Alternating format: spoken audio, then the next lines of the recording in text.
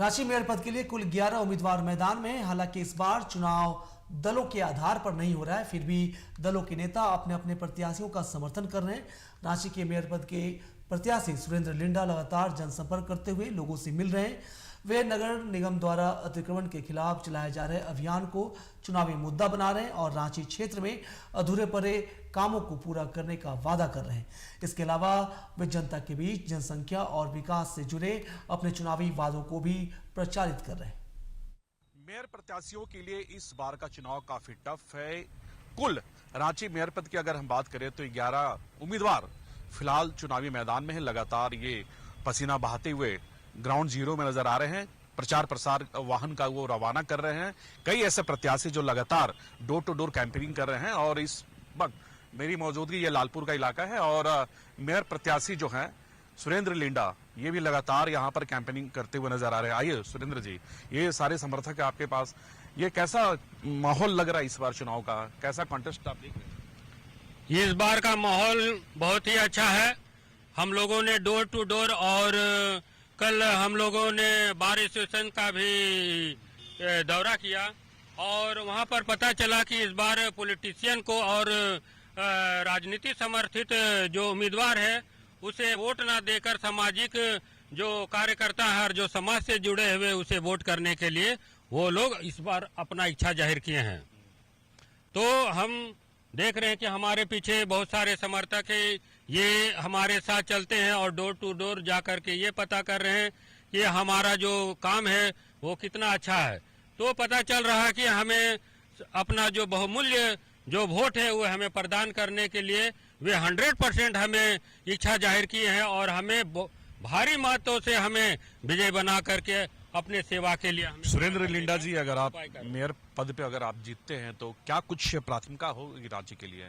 जो कुछ प्राथमिकताएं बताएं कि आपका पहला काम ये होगा वो होगा, कि सबसे गंभीर मुद्दा इंक्रोचमेंट अतिक्रमण को लेकर जो अभियान चली है क्या उस पर कुछ फोकस करेंगे अगर जीत कर अगर आते हैं तो?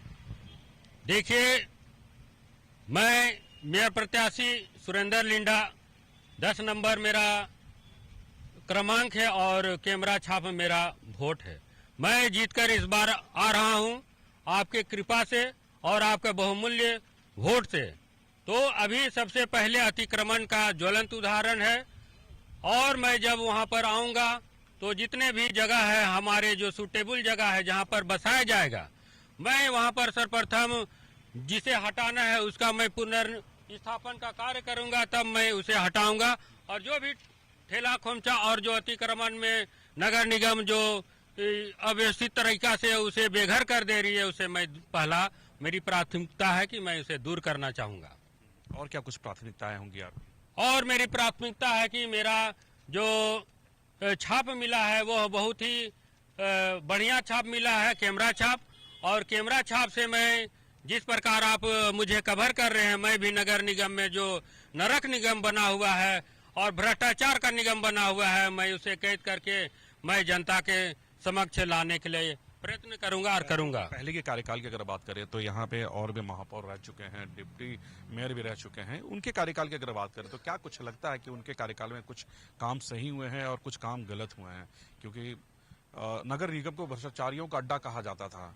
लगातार वहाँ पे जो लोग या फिर अधिकारी हैं वो गलत तरीके से वहाँ पर टेंडर उगाही का भी काम किया करते थे।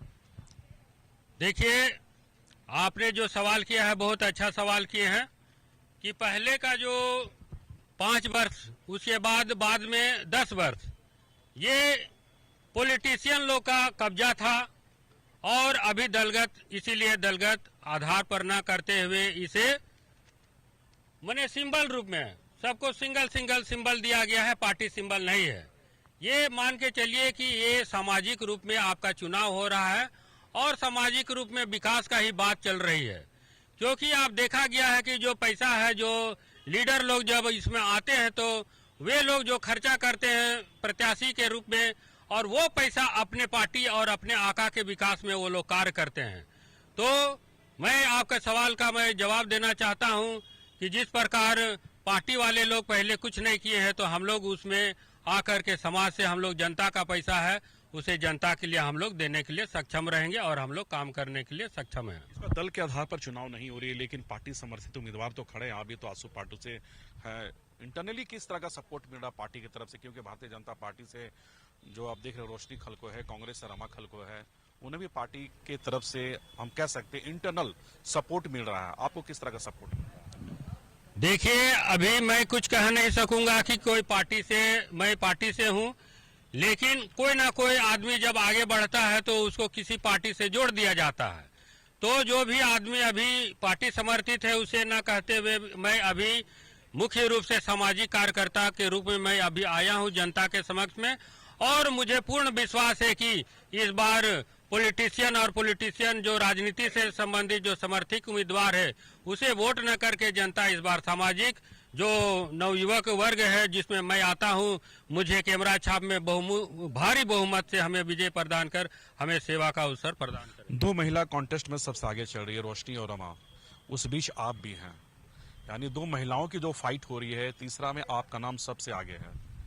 देखिए, हम जो जनशक्ति के रूप में हम लोग जो कार्य करते हैं पूरे विश्व में, उसमें महिला वर्ग आधा है शक्ति के रूप में, और दूसरा है पुरुष वर्ग।